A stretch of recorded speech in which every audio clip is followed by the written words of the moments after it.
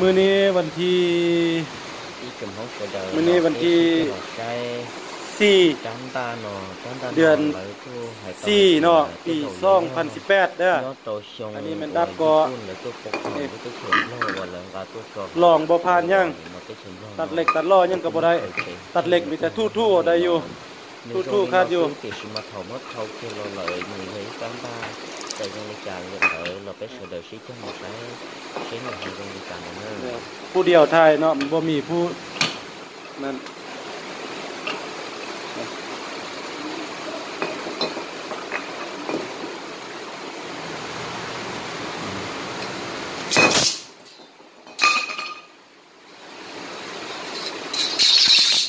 วันนี้วันที่4เดือน4 2018เนาะ